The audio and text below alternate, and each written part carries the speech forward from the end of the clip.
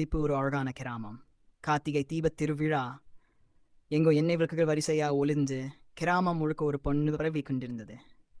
அந்த கிராமத்தில் வசிக்கும் 8 வயது சிறுமி அனந்தி முகத்தில் ஒரு பெரிய சந்தோஷமும் கண்களில் சின்ன தீபத்து போல ஜொலிக்கும் நம்பிக்கையும் கொண்டவள்.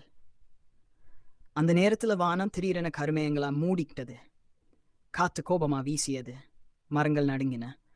கிராமத்தில் இருந்தவர்களை எல்லோரும் பயந்து தங்களது வீடுகளுக்குள் ஓடினர். ஆனா அனந்தி மட்டும் அஞ்சவில்லை.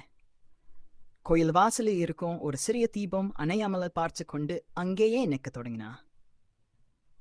அவளின் 2 கண்களிலும் ஒரே நம்பிக்கை, இந்த தீபம் மட்டும் அணையக்கூடாது. அதை போலவே திடீரென கோயில் மணி தானாவே ஒலிக்க ஆரம்பிச்சது. அந்த அதிசய சத்தத்தை கேட்ட கிராம மக்கள் மீண்டும் வெளியே வந்தனர். அதே சமயம் வானத்திலிருந்து ஒரு நீல ஒலிக்கதிர் மெதுவாகவும் பெருமையும் கீழே இறங்கியது. அந்த ஒளியின் மத்தியில் மகா விஷ்ணு பொலிவோடு நிற்கிறார். அவள் புன்னையுடன் கிராம மக்களை நோக்கி, பயப்பட வேண்டாம், நான் எப்போதும் உங்களோடு இருக்கிறேன் என்று சொன்னவுடன் கிராமம் முழுவதும் அமைதி, ஒலி, நிம்மதி பரவியது. அனைவரும் அற்புதம் மயங்கி கொண்டிருக்க ஒரு விஷயம் மட்டும் ஆக்க இல்லை. அனந்தி காப்பாற்றி அந்த தீபத்துக்கு யாருமே அன்சப்ஸ்கிரைப் போட